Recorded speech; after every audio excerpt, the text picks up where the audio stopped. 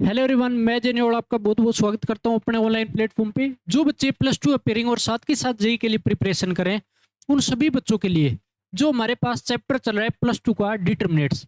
तो आपको पता है कि डिटर्मिनेट के अंदर हमने जितने भी टॉपिक किए हैं उसके साथ साथ हमने क्वेश्चन भी कवर कर लिए और अलग अलग टाइप के हमने क्वेश्चन किए हैं। तो इसी बेस पे हम आगे बढ़ेंगे और आपको बता देता हूँ कि कैसे जेई मेन और जेई एडवांस में भी क्वेश्चन आते हैं। अब उनकी भी साथ के साथ प्रैक्टिस हम कर रहे हैं, तो सारे टाइप ही अपने को करने जरूरी है ताकि हम हर तरफ से तैयार रहें। कोई भी अपना एक क्वेश्चन अपने हाथ से नहीं निकलना चाहिए जब हम एग्जाम में बैठ रहे हैं। मेन बात ये होती है, जब ऐसा लगता है यार जब हमारे पास कोई भी चैप्टर जब कंप्लीट करते हैं तो वो 100% कंप्लीट होना चाहिए अपनी तरफ से, तभी हम उस चीज में सिक्योर मान सकते हैं अपने आप को कि वहां से चाहे एक या दो क्वेश्चन उठ रहा है तो वो क्वेश्चन बिल्कुल आपका करेक्ट होना चाहिए। तो हम पिछले लेक्चर में जहां से हमने छोड़ा था उसी बेस पे हम आगे बढ़ते हैं और क्वेश्चनों की प्रैक्टिस करेंगे। तो जब मैं आपको अलग अलग टाइप के क्वेश्चन कराता हूं तो आपको पता है कि उनके अंदर कुछ ना कुछ नई चीजें मिलती है।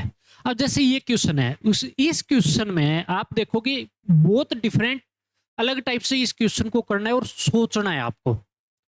ठीक है, आपसे छठी सातवीं क्लास की भी चीजें इसके अंदर, चौथी पांचवी क्लास की भी चीजें याद दिलवा देगा। कैसे देखो भी, अगर आपको बोला कि 828 3b9 6 2c are 3 digit numbers divisible by K, ये कोई 3 डिजिट नंबर है तीनों के तीनों जो किससे डिविजिबल है, के से डिविजिबल है। Then prove that given determinant is also divisible by K. ठीक है, तो जो ये गिवन डिटरमिनेट है ना, ये हमारे को गिवन डिटरमिनेट है, क्या ये डिविजिबल है या नहीं के से, ये आपको प्रूव करके दिखाना है। क्या ये करेक्ट है या इनकरेक्ट होगा। तो देखो कैसे करते हैं। तो सबसे पहले हम बात करते हैं कि अगर इस पे अप्लाई करता हूं तो आपके पास 3 डिजिट नंबर है, तो आपको पता है 3 डिजिट नंबर आपके सामने लिखता हूं कि अगर आपको बोला कि 623 दे दिया, जैसे 623 दे दिया, ये 3 डिजिट नंबर है।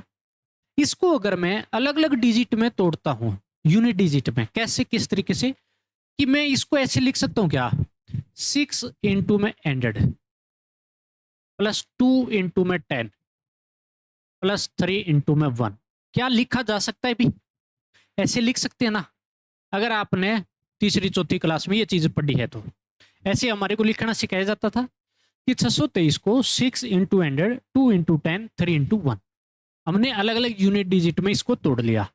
अब अगर यूनिट में तोड़ा है तो यहाँ पे हम क्या करेंगे कि इसी तरीके से अगर मेरे को ये दे दिया कि 828 दे दिया, क्या दे दिया, 828, तो ये भी 3 डिजिट नंबर है। इसने बोला है कि ये 3 डिजिट नंबर है अलग अलग जो कैसे डिविजिबल है। तो अगर इसको मैं अगर लिखूं तो क्या ऐसे लिख सकता हूं, a इंटू में 100 प्लस 2 इंटू में 10 प्लस 8 इंटू 1। क्या लिखा जा सकता है, कैसे, कि मैं अभी अभी ये चीज आपको करवा के आया हूं, इस तरीके से लिखा जा सकता है ना 3 डिजिट नंबर को। तो इसी तरीके से इसको ब्रेक किया मैंने, क्योंकि इस डिजिट पे ए बैठा तो ए इंटू में 100 दिखेगा। अब दूसरा नंबर 3b9 दे दिया आपको, इसको अगर मैं तोड़ता हूं तो क्या टूटेगा मेरे पास, 3 इंटू में 100 प्लस b इंटू में 10 प्लस 9 इंटू में 1, टूट जाएगा ये भी। अब नेक्स्ट जो तीसरा बच गया 6 2c, तो मेरे पास कितना हो गया, 6 इंटू में 100 प्लस 2 इंटू में 10 प्लस c इंटू में 1। तीनों नंबर टूट गए। तो मेरे पास ये सिर्फ एक चीज आपके लिए बेसिक चीज समझाता है।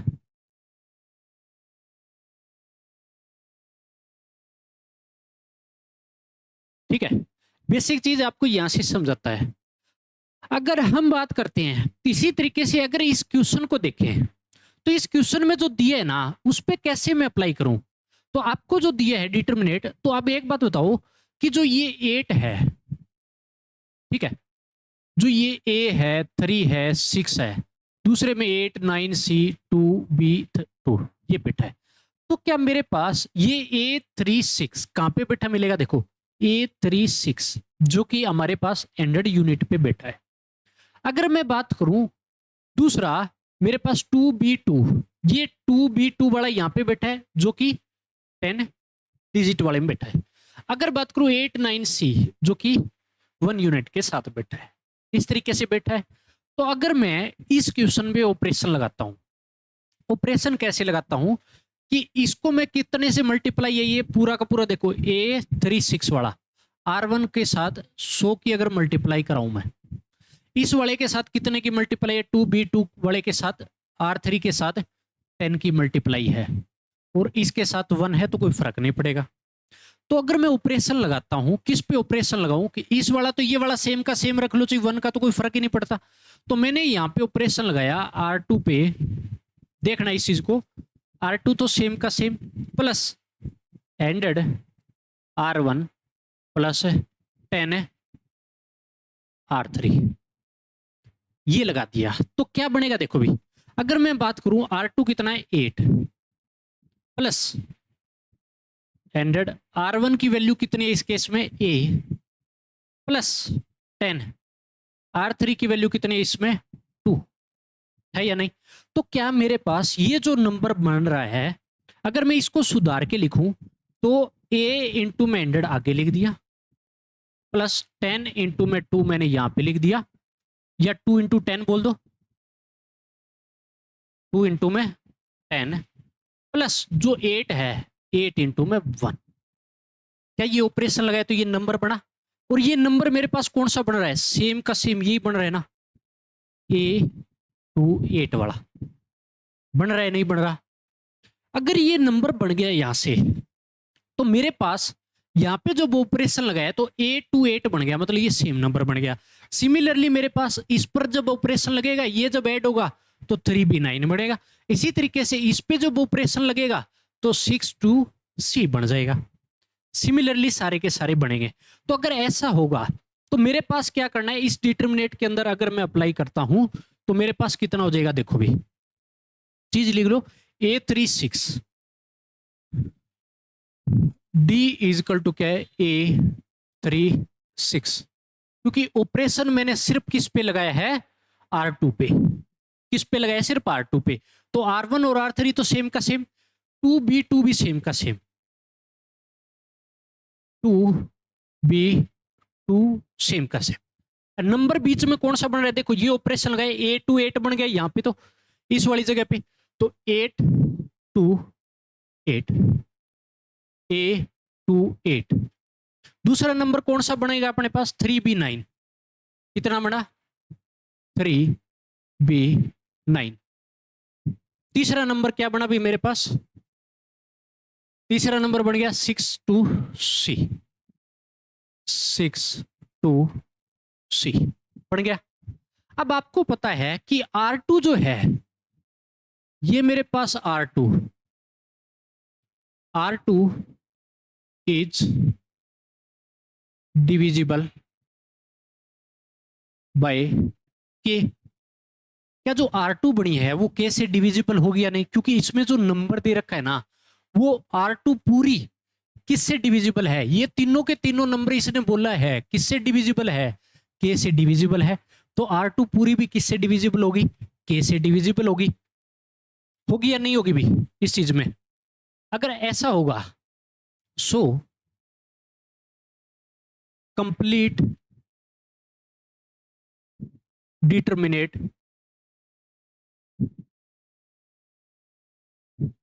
Is divisible by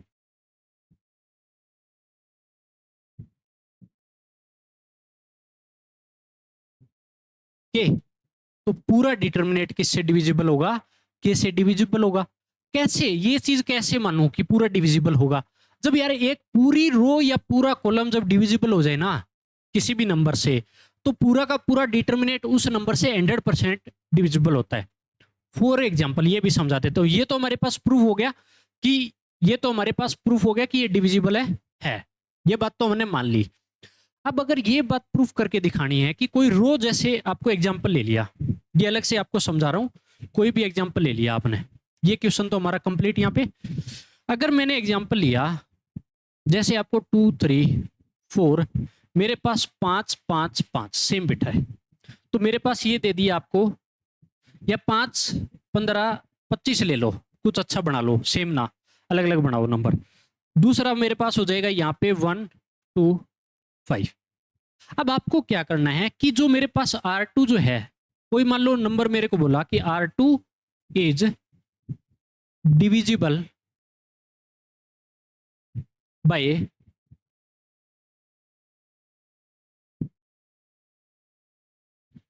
divisible by किससे है भी, 5 से डिविजिबल है, कोई कांस्टेंट से। क्या मेरे पास अगर ये 5 से डिविजिबल है, अगर मेरे पास ये पूरी 5 से डिविजिबल है, तो क्या डिटरमिनेंट पूरा डिविजिबल होगा? 100% होगा, क्योंकि जैसे ही मैं 5 कॉमन लूंगा तो दूसरी मेरे पास रो से क्या जाएगा, 5 कांस्टेंट बार आएगा। 5 कांस्टेंट बार आएगा तो उसके साथ 5 के साथ कुछ भी नंबर बनाए चाहे, फिर जब डिटरमिनेंट ओपन करूं तो ये 5 से डिवाइड भी तो होगा ना, क्योंकि ये 5 से 5 कट जाएगा, ये सेम बच जाएगा, तो भी कोई फर्क नहीं पड़ेगा। बढ़ेगा नहीं बढ़ेगा? करके भी देख लीजिए, इसको ओपन कीजिए, डिविजिबल लगे, डिवाइड करके देखिएगा, 100% डिवाइड होगा। ठीक है, तो बहुत अच्छे क्वेश्चनों में से है, कोई ये बोर्ड लेवल पे नहीं पूछे जाते क्वेश्चन, ये आपके यहीं से पूछे जाएंगे हमेशा। ठीक है ना?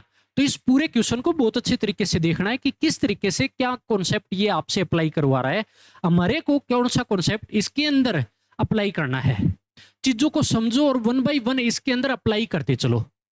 किसी भी प्रकार से लग रहा है कि मेरे को यहाँ पे डाउट आ रहा है, यहाँ पे समझ में नहीं आ रहा है, तो वो आराम से वीडियो को बैक करके देख लीजिए, 2 बार 3 बार, कोई आपका पैसा नहीं लगना। ठीक है, फिर भी नहीं आ रहा है तो आप कमेंट करके पूछ सकते हो, आप मैसेज करके पूछ सकते हो, आपका डाउट क्लियर कर दिया जाएगा। अब देखो भी, अगर बात करता हूं नेक्स्ट मेरे पास आता है, ये क्वेश्चन आपको दिया है, आपको ये जो इक्वेशन है इस डिटरमिनेंट के बराबर दी है, देन फाइंड ई। आपको क्या फाइंड करना है? ई की वैल्यू फाइंड आउट करनी है। क्या फाइंड करना है भी? ई की वैल्यू फाइंड आउट करनी है। तो ई कहां पे बैठा है? ई यहां पे बैठा है। तो एक चीज देखो, इस टाइप का कभी भी डिटरमिनेंट दे दे, अगर पूरे डिटरमिनेंट में वेरिएबल एक्स की फॉर्म है, इधर भी इक्वेशन के अंदर वेरिएबल एक्स है, सेम है दोनों साइड, तो हमेशा हमेशा के लिए सेम तो होगा। सीधी सी बात है, जब दोनों बराबर है तो वेरिएबल तो सेम होंगे। जब आपको ऐसा फॉर्म दे दे तो आपको क्या करना है, हमेशा पुट कर दो डायरेक्ट, इस ई को तो बचाओ, ई को तो क्या करना है आपको, बचाओ, अब यहां चला दो, यहां तो इसको बचा के रखना है, बाकी चाहे जीरो हो जाए, क्योंकि ई की वैल्यू तो चाहिए।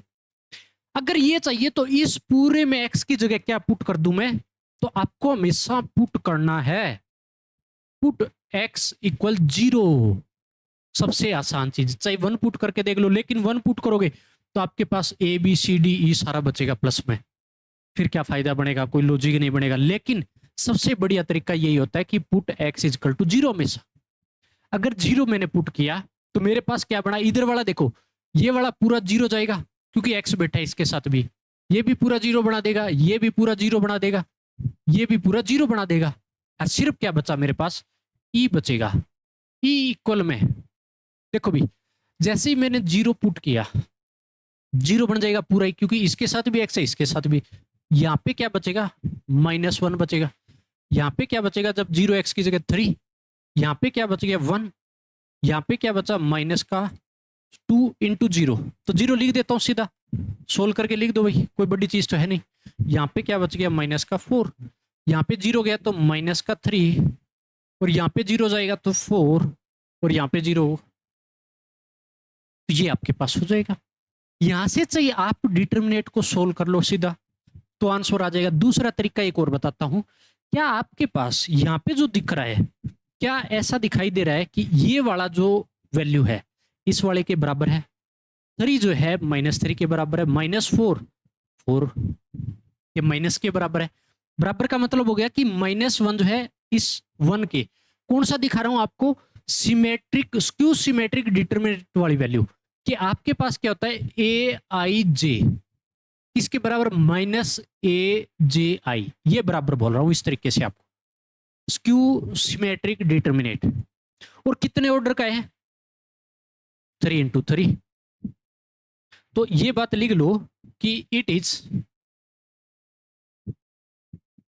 Odd order skew symmetric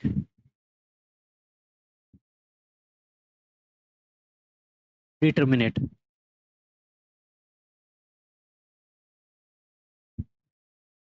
determinate तो इस केस में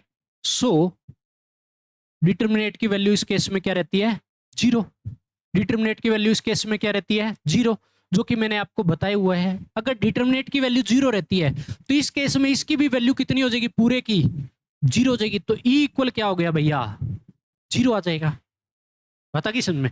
अगर ये तरीका आपको नहीं आ रहा है, क्योंकि ओड ऑर्डर जब स्क्यू सिमेट्रिक डिटर्मिनेट हो तो उसका डिटर्मिनेट हमेशा क्या रहता है? जीरो। ये मैंने बताया हुआ है। अगर ये तरीका आपको नहीं करना है तो इसको ओपन करके देख सकते हो। दूसरा तरीका क्या लगाओगे? इसको ओपन कर लो, R1 से ओपन कर लो, C1 से, जो मर्जी कहीं से ओपन कर लो, आंसर हमेशा क्या रहेगा? इज इक्वल टू जीरो रहेगा। तो आपके पास ये यहां से आंसर आ गया। तो आपको इस तरीके से भैया अप्लाई करना है। तो एक एक चीजें जब हम अप्लाई करेंगे तो यार मजा भी आएगा, जब इस तरीके से कॉन्सेप्ट अप्लाई होंगे। तो आपको हमेशा ही इसी तरीके से इनके अंदर अप्लाई करना है, इसी तरीके से चीजों को आगे बढ़ाना है, बिल्कुल 1 बाय 1 चीजों को करते चलना है और आगे बढ़ते रहना है। जब हम इतने कॉन्सेप्ट बेसिस चीजें करते हैं, कई बार क्योंकि यार शॉर्टकट रास्ते भी अपनाने पड़ते हैं। उसका रीजन क्या है? देखो, अब इस क्वेश्चन में जैसे मैंने जीरो अप्लाई किया, जब क्वेश्चन के अंदर अप्लाई इसी तरीके से हो रहा है तो क्यों नहीं करेंगे? जब कंपटीशन में पूछा जाता है अपने को, तो क्यों हम कहीं घूमे किसी प्रकार से, कोई क्यों अलग चीज करें? तो ये हो जाएगा अपने पास क्वेश्चन। इसी बेस पे नेक्स्ट क्वेश्चन भी है। तो आपको क्या करना है? अब की बार लैम्डा के अंदर दे रखा है और ये वैल्यू इसके बराबर है, इक्वेशन के बराबर है भाई, क्वाड्रेटिक इक्वेशन है। Find T. तो आपको क्या फाइंड करना है? टी की वैल्यू। अब ये जो टी है वो कहां बैठा है? अलग बैठा है लैम्डा से सबसे। तो ये तो निकाल देंगे। कैसे? पहला पार्ट तो निकाल देते हैं भैया। धीरे धीरे बहुत अच्छी जगह लेके जाऊंगा इस क्वेश्चन को, लास्ट तक देखना आप। बहुत अच्छी चीजें सीखोगे इस क्वेश्चन में, बहुत अच्छे कॉन्सेप्ट आएंगे। देखो, टी निकालूंगा सबसे पहले, तो क्या करूंगा? Put lambda equal zero. वही काम करूंगा। जीरो पुट किया तो सिर्फ टी बचेगा। इधर इधर क्या बनेगा? ये देखो, ये मेरे पास जीरो बन जाएगा इस डिटर्मिनेट में। ये जीरो बना, ये क्या बन गया? -1। ये क्या बन गया? अब की बार 3। ये क्या बन गया अभी मेरे पास? 1। ये क्या बन गया? 0। ये क्या बन गया? -4। अब की बार देखना भाई, कहीं अलग ही आ रहा है चीजें। देखो अलग आ रहा है अब की बार। कभी पीछे वाले के सेम देख के और चेप दो आंसर। इक्वल क्या है? टी के। अब की बार है स्क्यू सिमेट्रिक डिटर्मिनेट नहीं बन रहे यहाँ पे, क्योंकि ये -2 बैठा है और यहाँ पे मेरे पास क्या था? 3 है। तो यहाँ -3 चाहिए था, तब पॉसिबल हो सकता था। तो मेरे को क्या करना पड़ेगा इस केस में? सीधा सा है, ओपन करेंगे। भी आपके मन में भी ये चीज निकल जाएगी, पिछले में किया था हमने। ओपन टू R1 से ओपन करके दिखा दो भी। जीरो तो जीरो रहेगा, कुछ भी नहीं करना। माइनस आता है, माइनस का 1 लेंगे, ये वाला डिलीट, ये वाला डिलीट। कितना हो जाएगा? ये वाला इसके साथ 0 माइनस लगाएंगे, इसका इसके साथ। मेरे पास -4 -2 8 हो जाएगा। ठीक है, प्लस का 3 ले लिया, 4 -0 इजकल टू क्या हो गया अभी? टी हो गया। अब देखो, जीरो वाला तो गया, ये कितना हो जाएगा? माइनस माइनस प्लस हो जाएगा वापिस, लेकिन माइनस का क्या हो जाएगा? 8। माइनस का 8 प्लस में ये कितना हो जाएगा? 12। इजकल टू क्या है? टी। तो टी इजकल टू क्या बचा? 4। तो एक आंसर तो आपके पास ये आ गया। चलो, पहला तो आपके मन से भी निकल गया कि पिछले वाला अगर सोल्व करते तो क्या होता, तो ये हो जाता अपने पास। इस तरीके से सोल्व भी करके देख लो आप। चलो ठीक है। अब दूसरा आपको फाइंड एस की वैल्यू निकालनी है। अगर एस की वैल्यू निकालेंगे तो अब आपके पास यहां से कैसे पॉसिबल है? एस तो यहां बैठा है और एस के साथ क्या बैठा है? लैम्डा बैठा है अब की बार। तो इसको कैसे खत्म करेंगे? बात को कैसे इसको सेटिस्फाई करवाएंगे? ये चीज सोचने वाली है। अब आपसे एक नई चीज भी याद दिलवाएगा, यहाँ पे एक नया कॉन्सेप्ट भी लगवाएगा। जब कभी भी आपको यहाँ पे दिख रहा है कि इसको मेरे को रिड्यूस करना है, ठीक है, यहां से लैम्डा हटाना है। क्या हटाना है? लैम्डा। तभी एस अकेला आ जाएगा, टी की तरह आ जाएगा। लेकिन वो कैसे हटेगा। रिड्यूस कैसे होता है, क्या करना पड़ेगा हमारे को, ये चीज देखिएगा। ये चीज सीखने वाले दूसरा पार्ट। ये तो बहुत आसान था पहला, तो इसमें तो कुछ नहीं था, इसमें तो आप जय बाबा की बोल दोगे। अब आता है, इसको मैं अगर रिड्यूस करके एस लेके आता हूं तो मेरे पास एक ही तरीका होता है, किसका मैं क्या कर दूं, डिफरेंशिएशन। क्या कर दूं, डिफरेंशिएशन। एक ही तरीका, एकमात्र तरीका। जैसे अब बात आती है कि डिटरमिनेट का डिफरेंशिएशन कैसे करते हैं। मेन तो सीखने वाली ये बात है, क्योंकि डिटरमिनेट का अगर आपको डिफरेंशिएशन आ गया तो आपके पास जब डिफरेंशिएशन में भी ये करने को मिलता है, ये बात नहीं है कि यहीं पर भी, लेकिन ये बता देता हूं कि जेई मेन और जेई एडवांस में आपसे करवाएगा, छोड़ेगा नहीं, आपको करना पड़ेगा 100%। डिफरेंशिएशन करना सीखना पड़ेगा डिटरमिनेट का। इसलिए कैसे करते देखो, सबसे पहले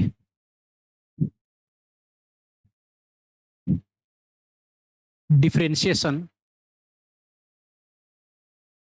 ऑफ डिटरमिनेट। देखो भैया कैसे करेंगे, अगर आपको ये दे दिया कि रो फर्स्ट दे रखी है, रो सेकंड देगा, रो थर्ड दे दिया, मान लो ये मेरे को दे दिया, ये डिटरमिनेट दे दिया, ठीक है। R1 R2 R3 रो लिखी है मैंने, R1 R2 R3 को रो को दिखाया, ठीक है, ये दे दिया।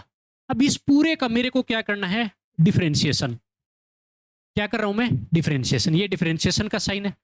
तो कैसे करते हैं देखो, सबसे पहले जब भी आप डिफरेंशिएशन करते हो थर्ड ऑर्डर का, तो हमेशा या तो एक रो का या फिर एक कॉलम का होगा सबसे पहले। तो मैं रो वाइज जब करता हूं तो एक रो का होगा सिर्फ R1 का डेरिवेटिव, बाकी दो सेम की सेम, कुछ भी नहीं करना, दोनों को हाथ भी नहीं ला सकते आप, इस पर कुछ किसी प्रकार का हाथ नहीं चला सकते। फिर क्या करोगे, R1 और R3 तो सेम का सेम, और किसका डेरिवेटिव, R2 का डेरिवेटिव। फिर प्लस में R1 और R2 तो सेम का सेम, किसका डेरिवेटिव, R3 का डेरिवेटिव। ये तरीका लगाना पड़ेगा। कैसे करते हैं कि मेरे पास रो फर्स्ट सेकंड थर्ड तीन रो है, भी थर्ड ऑर्डर है तो तीन रो मिलेगी। तो इसमें क्या करना है कि पहली रो का तो डेरिवेटिव, बाकी दो रो सेम की सेम, कुछ भी नहीं करना, कुछ भी सेम की सेम। दूसरा फिर क्या करना है, दूसरी रो का डेरिवेटिव, बाकी दो सेम की सेम। कहने का मतलब एक का डेरिवेटिव बाकी दो सेम की सेम चलानी है, प्लस का साइन लगाते चलना है। R1 R2 सेम का सेम, R3 का डेरिवेटिव, और बीच में सबको क्या कर देंगे, सम कर देंगे। तो ये आ जाएगा, किसी भी डिटरमिनेट का डेरिवेटिव हो जाएगा। तो इसी तरीके से अगर मैं ये करता हूं तो इस पर भी करना पड़ेगा, डिटरमिनेट के बगैर पॉसिबल नहीं कहीं पर भी।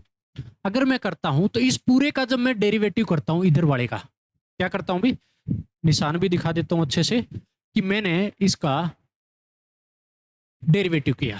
तो डेरिवेटिव करता हूं तो सबसे पहले R1 का होगा सिर्फ, तो R1 का होगा तो देखो भी लिखते चलूंगा मैं साथ के साथ, 3 लैम्डा स्क्वायर प्लस 3 हो जाएगा नहीं हो जाएगा डेरिवेटिव। अच्छा, इस लैम्डा -1 का तो कॉन्स्टेंट है 0 और लैम्डा का 1, इसका कितना बचेगा 1, क्योंकि 3 कॉन्स्टेंट है तो प्लस में 0 कुछ नहीं बढ़ना। ये हो गया, ये वाला सेम का सेम। अब भाई देखो, लैम्डा +1 2 लैम्डा, लैम्डा -4, ये वाला लैम्डा -2 लैम्डा +4 और 3 लैम्डा। हो गया, प्लस का साइन लगाओगे, ठीक है। मैंने सिर्फ R1 का डेरिवेटिव किया है, अब R2 का डेरिवेटिव। तो पहली रो सेम की सेम, अब की बार lambda cube plus 3 lambda, lambda -1 lambda +3 lambda +1 2 lambda, lambda -4 lambda -2, sorry R2 का तो डेरिवेटिव करना है भी, ठीक है। R2 का डेरिवेटिव करना, ये सेम की सेम लिखो, लैम्डा +4 है ना, और 3 लैम्डा। ये चीज ध्यान देना कि बिल्कुल सेम करेक्ट वैल्यू चलनी चाहिए। अच्छा, इसका डेरिवेटिव करूंगा तो इसका 1 हो गया, इसका कितना हो जाएगा, 2 लैम्डा का 2 हो जाएगा, इसका कितना हो जाएगा 1 हो जाएगा, प्लस का साइन लगाऊंगा आप, ठीक है। अब की बार पहली और दूसरी सेम की same, lambda cube plus 3 lambda, ठीक है। तो लैम्डा माइनस 1 लैम्डा प्लस 3, ठीक है भी। और क्या बचेगा, लैम्डा प्लस 1 सेम का सेम 2 लैम्डा और लैम्डा माइनस का 4, और मेरे पास कितना हो गया, इसका करो भी अब की बार, इसका कर रहा हूं मैं अब की बार R3 का, तो मेरे पास हो गया 1 1 और कितना हो गया 3, ये हो गया डेरिवेटिव। पहले देखो मैंने R1 का किया, R1 का डेरिवेटिव ये बेटा, फिर मैंने R2 का किया, इस वाले का डेरिवेटिव ये, देखना कहीं गड़बड़ नहीं होनी चाहिए। फिर R3 का किया, ये वाला बेटा, ठीक है, इतना हो गया। अब मेरे को लेफ्ट साइड का किया है तो राइट साइड का भी करना पड़ेगा सेम तरीका, तो इस पूरे का भी डेरिवेटिव करना पड़ेगा मेरे को। पूरे का करूंगा तो देखो क्या बनेगा, यहाँ पे कितना हो जाएगा भी RHS का 4p लैम्डा क्यूब प्लस में 3q लैम्डा स्क्वायर प्लस में 2r लैम्डा प्लस में s प्लस 0 हो जाएगा t का, तो t कांस्टेंट है या लैम्डा है नहीं, तो कांस्टेंट की तरह बिहेव करेगा, तो इसका 0 हो गया। अब देखो ऐसा लगा गया, ऐसा लगा गया, तो डायरेक्ट क्या करूंगा मैं, लैम्डा की वैल्यू पुट करूंगा। क्या पुट करनी है, लैम्डा की पूरे में वैल्यू। अब क्या पुट करोगे, लैम्डा की वैल्यू 0 पुट, ये बात लिख लो कि पुट क्या करना है, लैम्डा इक्वल है 0, put lambda equal 0 both side. इस बात का ध्यान रखिएगा क्योंकि दोनों साइड पुट करते आ रहे हैं हम, बोथ साइड पुट करोगे, इधर पुट करो भी, पुट करोगे तो इधर क्या बचेगा, सिर्फ और सिर्फ देखो ये 0 बन जाएगा, लैम्डा है तो सिर्फ 3 बचेगा, 3, ये क्या बचेगा भी, ये 3 हो गया, ये 1 और 1 तो कुछ फर्क नहीं पड़ेगा, यहाँ पे क्या बचेगा, 0 पुट किया तो 1 बच जाएगा, यहाँ पे 0 हो जाएगा, यहाँ पे माइनस का 4 हो जाएगा, यहाँ 0 गया -2 आ गया, यहाँ पे क्या आ गया 4 आ गया, और यहाँ पे भी 0 हो गया, प्लस का साइन लगाएंगे, यहाँ पे ये 0 बना देगा पूरे को, यहाँ -1 और 3, यहाँ 1 2 1 1 2 1, क्योंकि लैम्डा है ही नहीं इसमें तो बड़ा फायदा मिला अपने को। अच्छा इसके अंदर देखो भी -2 4 3 -2 4 3 इंटू में 0, तो क्या मिलेगा मेरे को, 0 मिलेगा, ठीक है।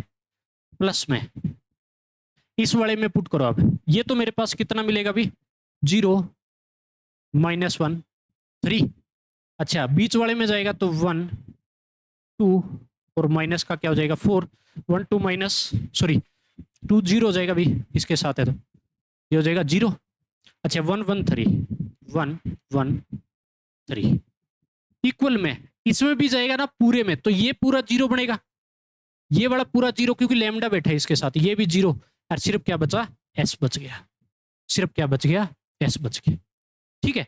अगर ये s बचेगा तो मेरे को अब क्या करना है इस केस में कि मैं अब इसको सोल्व कर लूं और कुछ नहीं करना।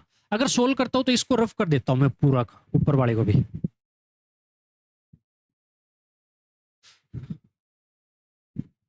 इस पूरे वाले को रफ कर देता हूं क्योंकि हमारे पास आंसर तो आ चुका है, अब सिर्फ आपको सोल्व करना है और कुछ नहीं करना अब तो इसमें। देखो भी क्या आ रहा है, अगर मैं ओपन करता हूं, ओपन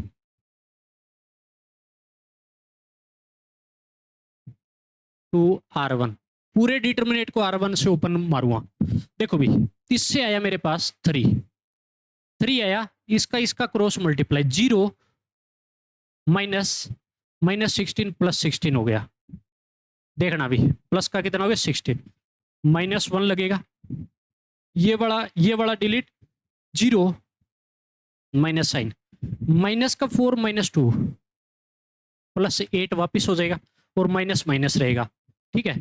अगला मेरे पास कितना हो जाएगा भी +1, अच्छा ये वाला डिलीट 4 -0, 4 माइनस क्या हो गया 0, पहला डिटरमिनेट सोल्व हो गया मेरे पास, प्लस अब इस वाले को भी सोल्व करूंगा, इस वाले को सोल्व करूंगा तो मेरे पास 0 वाला तो कुछ करना ही नहीं है, छोड़ दो, अच्छा माइनस लगाते हैं -1 आएगा अगला, ये वाला छोड़ के 0 माइनस माइनस का 2 कितना बन जाएगा वापस प्लस का 2 बन गया अभी। ये वाला पूरा छोड़ देंगे तो मेरे पास कितना हो जाएगा अभी 4 माइनस प्लस 3 और मेरे पास कितना बन गया, ये छोटा था ना मैंने 4 माइनस लगाया, माइनस का 4 तो प्लस कितना बन जाएगा 4। ठीक है भाई, ये हो गया प्लस का साइन, ये डिटर्मिनेंट बंद प्लस का साइन। ये वाला अगला 0, ये तो 0 रहेगा। अगले वाला देखो माइनस माइनस 1। अच्छा ये वाला कितना हो जाएगा अभी, ये कटा इसके साथ जो बैठेगा, ये वाला इसके साथ 3 माइनस माइनस का 4 प्लस 4 बना देगा वापिस इसको। अच्छा प्लस का 3, अगले वाला किसका आ जाएगा अभी प्लस का 3, यहां लिख लो। ये वाला हो जाएगा, ये कितना हो जाएगा 1 माइनस क्या हो जाएगा 0। तो ये मेरे पास किसके बराबर आ गया, एस के बराबर पूरा। ठीक है, ये पूरा सोल्व कर लेंगे भी। ये अपने पास आ गया एस के बराबर, लिख लेना भी, यहाँ पर दिखा दो, थोड़ा इधर खिसका के लिखो इसको, ताकि प्लस 3 और मेरे पास क्या था अभी 1 माइनस 0 और इजकल टू एस के बराबर। ठीक है, इतना होने के बाद अब इसको सोल्व करना है और कुछ नहीं करना। यहाँ पे देखो कितना हो गया 48 प्लस 8 प्लस आपके पास कितना 4। ठीक है, प्लस का लगाओगे, माइनस माइनस प्लस हो जाएगा, कितना हो जाएगा 2 प्लस का, ये हो जाएगा 8 8 ये 24 प्लस, ये हो जाएगा मेरे पास माइनस माइनस ये प्लस कर देगा, कितना हो जाएगा 7 प्लस ये हो जाएगा मेरे पास 3 और इक्वल टू किसके बराबर है, एस के बराबर। वैसे अभी इसको सोल्व करेंगे तो देखो भी आपके पास आंसर क्या मिलता है, इस चीज पे गौर फरमाइएगा कि एस की वैल्यू जो है वो कितनी आ गई, यहां से मेरे पास 48 और 8 और कितना हो गया 60 plus 26 plus 10 equal to S. तो ये हो गया 70 और 26 96, एस की वैल्यू मेरे पास आ गई ये। तो यहाँ पे ये क्या हो जाएगा आपका आंसर हो जाएगा, एस इक्वल टू कितना हो गया 96। तो आपको इस तरीके से इसके अंदर अप्रोच लगानी है। तो जैसे जैसे और भी निकालने के लिए बोले मेरे को, तो मैं निकाल सकता हूँ आराम से, कोई दिक्कत नहीं आएगी कहीं पर भी। लेकिन कई बार अंदर की ज्यादा वैल्यू पूछ लेता है, तो भी कैसे करेंगे। ये तो हमारे पास 2 पार्ट हो गए। पहले पार्ट तो सिंपल था, जो उसमें भी पहले पार्ट में कुछ सीखने को मिला। दूसरा पार्ट और अच्छा आपको सीखने को मिलेगा, आपसे डिफरेंशिएशन करवाया आपसे, बात आ गई समझ। अब बात आती है तीसरे पार्ट पे, फाइंड क्यू प्लस एस। इस पे बात आती है, इस पे क्या अप्रोच लगाएंगे। और सारी चीजें ठीक है, इस पे हम क्या अप्रोच लगाए कि ये क्वेश्चन सोल्व हो जाए, इस चीज को देखना है आपको। देखो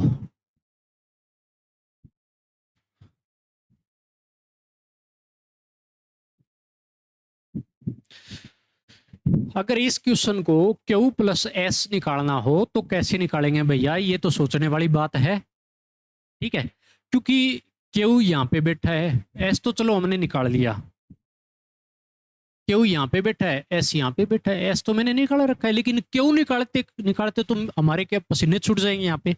जब मैं डेल्टा क्यूब तक जाऊंगा तो बहुत लंबा डेरिवेटिव हो जाएगा, डेरिवेटिव पर डेरिवेटिव, डेरिवेटिव पे डेरिवेटिव करता जाऊंगा तो मुश्किल हो जाएगी। तो क्यू प्लस एस की जब निकालने के लिए बोले तो कोई तो कॉन्सेप्ट इसके अंदर अप्लाई करना पड़ेगा, तब जाके ये क्वेश्चन आपसे निकलेगा। अब कॉन्सेप्ट क्या अप्लाई करवाता है ये चीज देखिएगा। अगर मैं सबसे पहला चीज तीसरा पार्ट कर रहा हूं भाई, तीसरा पार्ट हमारे को क्या करना है कि put lambda equal 1 both sides, दोनों साइड में लैम्डा इक्वल 1 पुट कर लो। वो किस लिए, एस बिट है टी बिट है, जब इसको पी के वो आर एस टी में बचेगा तो वैल्यू मैं कैसे निकालता हूं, ये चीज देखिए कॉन्सेप्ट कैसे लगाना है आपको। इसके अंदर अगर मैंने 1 भेजा पूरे में, साथ के साथ देखो करता हूं मैं यार, ज्यादा खिंचुआ नहीं, इसमें अगर 1 भेजता हूं तो ये 1 प्लस 3 कितना बन जाएगा 4, इसमें 1 माइनस 1 0, साथ के साथ कैलकुलेशन करो 1 प्लस 3 4, 1 प्लस 1 2, ये अपने पास 2 इंटू 1, 1 माइनस 4 माइनस का 3, 1 माइनस 2 माइनस का 1, 1 प्लस 4 5 3। इस पूरे में भी 1 जाएगा, यहां पर भी 1 जाएगा, यहां पर भी 1 जाएगा, इसमें भी 1, यहां पर भी 1, लैम्डा की जगह सारी जगह 1, तो क्या बैठेगा सिर्फ और सिर्फ P plus Q plus R plus S plus T। अच्छा दिखा आपको? लगा तो अच्छा, लेकिन निकलेगा कैसे ये चीज देखते हैं।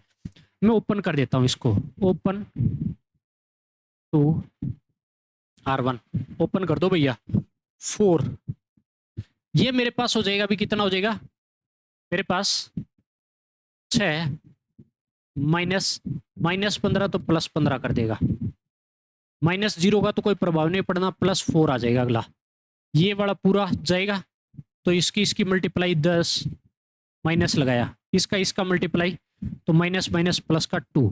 ठीक है, जब इसको मैंने सोल्व किया डिटरमिनेट को सोल्व कर लेते हैं पहले। ये तो हो गया मेरे पास कितना 21 और 4 मल्टीप्लाई प्लस के अंदर, अगर इसकी मल्टीप्लाई कराऊं तो 12 चौके 48, ये आ गया मेरे पास, कितना आ जाएगा अभी, तो 4 8 12 और 1 है 13। तो आपके पास यहाँ पे लिख लेते हैं इस चीज को कि P plus Q plus R plus S plus T कितना आ गया अभी 132, 132 आ गया।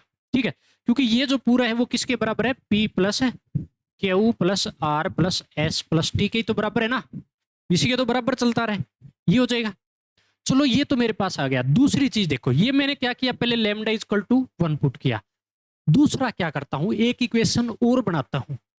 पुट हमेशा जब भी कर रहे हो 0 हो गया 1 हो गया -1 हो गया, इस तरीके से इन तीनों में से वैल्यू पुट करनी है हमेशा। इन टाइप के क्वेश्चन में आपसे सोल्व हो जाएगा, कोई बड़ी वैल्यू पुट नहीं कराएगा, अभी 500 पुट कर दो 1000 पुट कर दो, ऐसा नहीं होगा। चलो ये हुआ अभी, ये होने के बाद अब की बार क्या करता हूं, मैं पुट करता हूं पुट लैम्डा -1 अब की बार, क्योंकि एक इक्वेशन तो और बनानी पड़ेगी भैया। -1 पुट करता हूं तो देखो क्या जाएगा, यहाँ पे -1 -3 हो जाएगा, क्योंकि लैम्डा बैठा है और आगे ओड पावर है, तो माइनस का क्या बन जाएगा 4, यहाँ पे -1 और -1 माइनस का 2, यहाँ पे -1 प्लस 3 2, -1 प्लस 1 0, माइनस का 2, यहाँ पे माइनस का 5, यहाँ पे माइनस का 3, और यहाँ पे मेरे पास माइनस तो 3 प्लस का और माइनस का 3 हो जाएगा ना। इतना हो गया, कई गड़बड़ है तो देख लेना, भी वापिस आना पड़ेगा। अगर -1 की पावर 4 करूंगा, यहाँ पे इवन पावर है तो प्लस का रहेगा P, अगर ओड पावर है -1 की पावर 3 करूंगा तो माइनस का क्या हो जाएगा Q हो जाएगा। अगर ये भी इवन है -1 की पावर 2 1 होगा तो सिर्फ प्लस का R बचेगा। अच्छा, इसके जगह लैम्डा -1 जाएगा तो माइनस का S और प्लस में क्या बैठा है T, आता कि सर। अब इसको भी क्या करूंगा मैं, ओपन टू, अब की बार 0 कहां बैठी है देखो, ओपन टू C1, अरे 0 यहां बैठी है तो इससे ओपन करेंगे यार, ओपन किया -4, ये इसका क्रॉस मल्टीप्लाई 6 माइनस इसका और इसका क्रॉस मल्टीप्लाई कितना जाएगा भी मेरे पास, प्लस का हो जाएगा 15। ठीक है भी, ये मेरे पास हो गया। ठीक है, अगला जो मेरे पास बनेगा वो क्या बनेगा, ये 0 लिया मैंने क्योंकि C1 से ओपन कर रहा हूं, ऐसे 0 हो जाएगा। अगला मेरे पास प्लस का साइन लगेगा -3, ये वाला जब लूंगा मैं तो इसका क्रॉस मल्टीप्लाई 10 माइनस इसका क्रॉस मल्टीप्लाई प्लस का 4। ठीक है, इतना हो गया भैया, इतना हो गया। तो आपके पास 21 माइनस का 84, मेरे पास 14 माइनस का क्या हो गया 42। ठीक है, तो यहां से ये आ गया माइनस का कितना 126, यही हो जाएगा भी 6 और 12। ठीक है, ये किसके बराबर आ गया मेरे पास, P minus Q plus R minus S plus T के बराबर आ गया। तो एक इक्वेशन ये आ गई, एक पहले पढ़ी है तो क्या करूंगा, P minus Q plus R minus S plus T, कि इक्वेशन क्या बनी मेरे पास, माइनस का 126। अब भैया सोल्व कर लेते हैं। सोल्व करेंगे तो क्या बनेगा, देखो सोल्व करता हूं तो मैं माइनस करता हूं, एलिमिनेट करूंगा तो ये माइनस हो जाएगा, ये प्लस हो जाएगा, ये माइनस, ये प्लस, ये माइनस, ये प्लस हो गया। ये कटेगा प्लस माइनस का, आर भी कटेगा, टी भी कटेगा, तो कितना हो गया 2 time Q plus 2 time S equal to, ये कितना हो गया अभी 8 और 5 और 2 हो गया, 258 हो गया। 2 कॉमन लिया तो क्यू प्लस एस बच गया 258। तो क्यू प्लस एस की वैल्यू कितनी बचेगी भी, क्यू प्लस एस की वैल्यू कितनी बचेगी भी, यहां से क्यू प्लस एस की, क्योंकि ये 2 इसको काटेगा, 2 इसको काटेगा तो 2 1, ठीक है, और मेरे पास कितना हो जाएगा 129 हो जाएगा, ठीक है। तो ये मेरे पास क्या हो जाएगा, इसका आंसर हो जाएगा क्यू प्लस एस का, ठीक है ना। तो इस तरीके से आपको क्वेश्चनों को करना है, हर बार यही अप्रोच लगानी है, बता की समझ में। तो जो भी कोई भी अलग अप्रोच नहीं लगेगी, जैसे जैसे मैंने बताया हमेशा हर बार ऐसे क्वेश्चन निकलेगा। अब बच्चा ये सोचता है कि क्या सर ऐसा जरूरी है कि अगली बार जो क्वेश्चन देगा वो ऐसे लगाएगा, तो यार कहां से दे देगा, स्टेटमेंट चेंज कर देगा, कुछ नई चीज उसमें अलग दिखा देगा आपको, पी क्यू आर की जगह कुछ और दे देगा, और कुछ भी चेंज नहीं करेगा। ऐसे तो पता नहीं यार कौन सी धरती की कौन सी चीज दे देगा। मैथ तो बहुत ज्यादा है, आपको ग्रेजुएशन का बहुत हाई लेवल का मैथ दे दे तो कैसे पॉसिबल होगा, ऐसा नहीं होगा। जो देगा वो हमेशा आपके सिलेबस में से पिछले सालों में जो जो चीजें आ रही है उसी हिसाब से आपको चलना है, ठीक है ना। हमेशा आपको चैप्टरों को जोड़ के चलना है, मेरा कहने का मतलब यही होता है हमेशा कि चैप्टरों को जोड़ो और चीजें करो, ठीक है। ये हो गया अभी अपना कंप्लीट हो गया, ठीक है।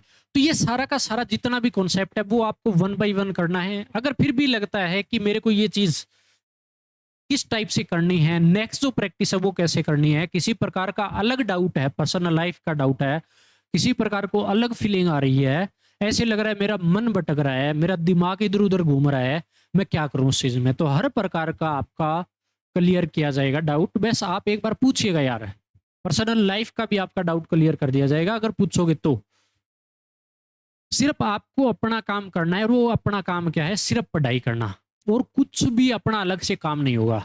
पढ़ाई के अलावा अपने को क्या करना है यार, घर वाले पैसे देते खूब है, सबसे बढ़िया लाइफ होती है आपकी जो बच्चा, अगर जितने कॉलेज तक पढ़ोगे ना आप, कॉलेज टाइम तक की सबसे बढ़िया लाइफ होती है आपकी, हर इंसान की होती है।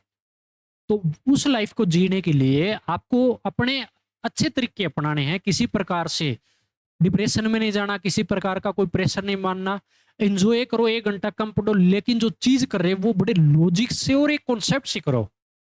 कई बच्चे दिन रात लगे रहते हैं फिर भी अच्छा रिजल्ट नहीं आता, उसका रीजन क्या है, वो चीजें तो करते हैं लेकिन दिमाग में स्टोर करना नहीं आता कि कैसे मैं उनको स्टोर करूं, कैसे चीजों को याद करूं, कैसे उन कॉन्सेप्ट को अप्लाई करूं।